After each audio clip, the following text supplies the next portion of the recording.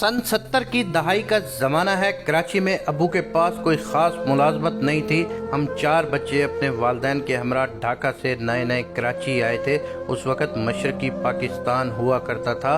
नारायणगंज ढाका की एक जोट मिल में अबू मैनेजर थे। कंपनी के अहाते में हमारा बंगला था। सामने बाग और पीछे की तरफ दरिया बहता था। हमारा बचपन स्पीड बोट पर दरिया घूमते और बाग में तितलियां पकड़ते बड़े आराम और आसाइश से गुजर रहा था कि अचानक कराची में हमारी खाला अम्मी का इंतकाल हो गया। उनके 5 बच्चों की परवरिश हमारे अम्मी अब्बू की जिम्मेदारी में आ गई थी। हमें कराची आना पड़ा। इस तरह 7 से 17 बरस तक के 9 बच्चे, उनके अलावा नानी खालू जो कि हमारे सगे ताया अब्बा भी थे, और अम्मी अब्बू, गोया 13 अफराद और रहने के लिए घर नहीं था।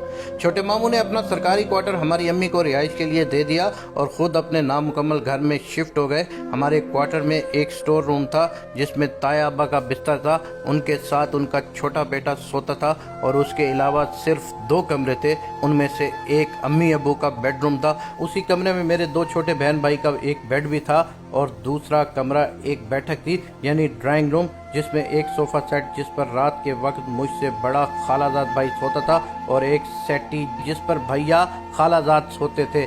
बाहर की तरफ एक लंबा सा बरामदा, वहां मैं और मेरा दूध शरीक खालाजाद भाई दोस्त। फिल्म मेरा नाम है मोहब्बत और बिना देखे दीगर फिल्मों की सुनी सुनाई कहानी पर बेलाग तबसरे हुआ करते थे। बाकी एक नन्ही सी खालाजाद बहन और बाजी, ये दोनों नानी अम्मा के साथ पीछे सहन में रात बसर करती थी।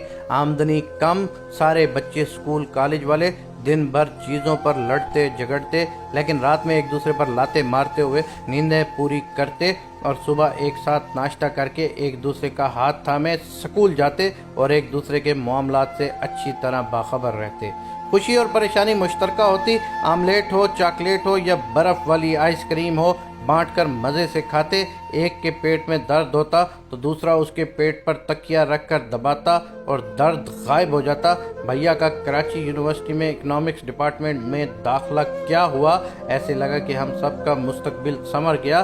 बाजी की शादी हुई, माली मुश्किलात, लेकिन रिश्तेदारों का जमे गफीर। इतने लोगों का हफ्तों क़याम और तवाम का इंतज़ाम कैसे हुआ अल्लाह जाने, लेकिन ख़ानदान के अफराद की आपस की इस मोहब्बत, रवादारी और हुस्न सलूक से मुश्किलात आसान हो जाती थी।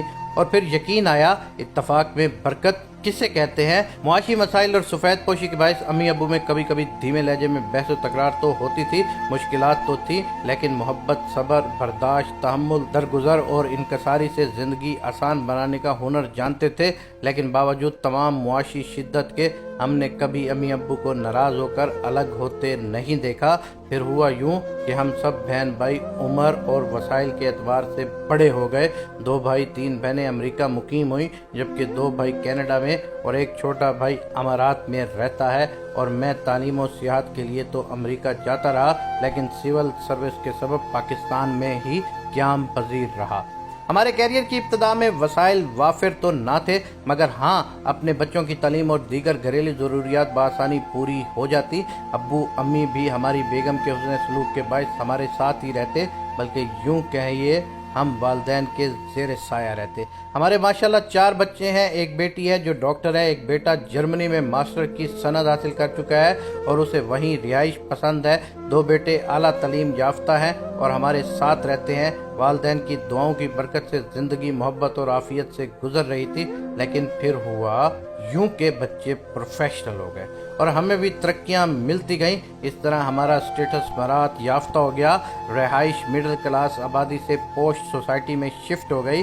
अल्हम्दुलिल्लाह घर बहुत बड़ा हो गया। अफराद से दुगना बेडरूम्स हैं और 6 वाशरूम हैं, ड्राइंग, डाइनिंग और 2 बड़े बड़े टीवी लाउंज हैं। घर की कुशादगी के सबब हर कोई अपने अपने कमरों में अलग दुनिया सजाए बैठा है। किसी को दूसरे की तलब और ज़रूरत नहीं रही।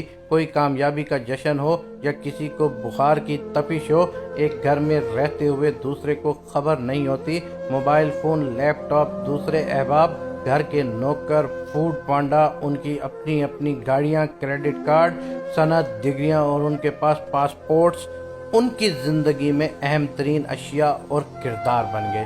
ہماری بیگم صاحبہ یوں تو تہجد گزار 5 وقتہ نمازی ہیں، عاشورہ کا نفل روزہ تک نہیں چھوڑتی، ہمارا 3 دہائی کا محبت بھرا ساتھ ہے، لیکن ہماری معاشی بہتری، بچوں کے اچھی ملازمتیں اور معیاری طرز رہائش کے ساتھ ہی ان کی سوشل ایکٹیویٹی بڑھ گئی۔ بہن بھائیوں اور اپنی امی سے ملنے تنہا امریکہ آنا جانا، اور پھر سمارٹ فون کا حد سے زیادہ استعمال، جس نے ان کی گھریلو سوچ اور پرانے اقدار پر ضرب لگا دی۔ رفتہ رفتہ بیگم اور بچے لاشعوری طور پر جدیدیت سے متاثر ہونے لگے اور گھر کا ماحول تبدیل ہوتا گیا۔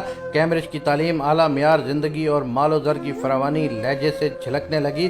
رویے میں برداشت نہ رہا، انا پرستی نے سر اٹھایا۔ پھر بیگم اور بچوں کی ترجیحات بدل گئیں۔ بیگم کے بارے میں کہنا بے جا نہ ہوگا کہ وہ ہم سفر تو ہیں مگر ان سے ہم نوائی نہ تھی۔ کہاں ایک وقت تھا کہ ہم دونوں ایک جان دو قالب تھے، زندگی کے تمام معاملات مشترکہ تھے، لیکن پھر ہمارے درمیان دولت کی کثرت اور موبائل فون آ گیا اور معاملات ذاتی ہو گئے۔ اہم بات یہ ہوئی کہ اب ہم میاں بیوی میں کوئی معمولی سی کھٹ پٹ بھی ہو جائے تو میری بیوی کے پاس اپنا بیڈ روم چھوڑنے کے بہت آپشن موجود ہیں، اور ان کا موبائل انہیں تنہا نہیں چھوڑتا، سارے جہاں سے جوڑ کر رکھتا ہے۔ لہٰذا اب ہم کئی راتیں الگ کمروں میں گزار دیتے ہیں۔